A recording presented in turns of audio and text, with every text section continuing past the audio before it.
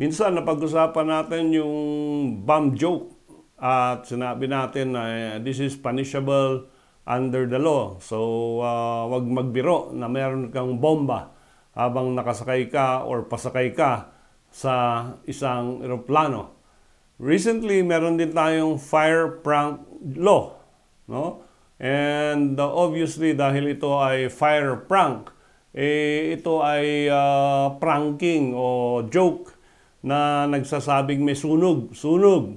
And this is now punishable under the Fire Code of the Philippines, no? Republic Act 9514. At very specific yung section 8 and 9 ng Fire Code of the Philippines na pag ikaw ay nagbigay ng false or malicious fire alarm, kasama na rin dito yung pagtawag sa 911 at sasabihin mong may sunog dito, may sunog doon.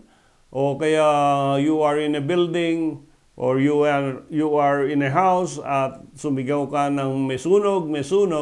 This is now punishable against any private individual.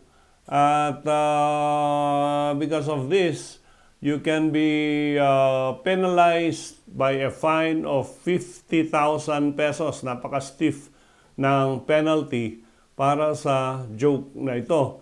At of course, ang purpose nito not to cause panic or not to cause injury or even death.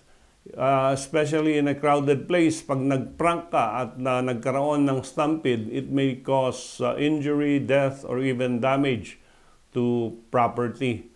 This is again under the Fire Code, and we should be very careful about pranking, o yung joking about serious matters like fire.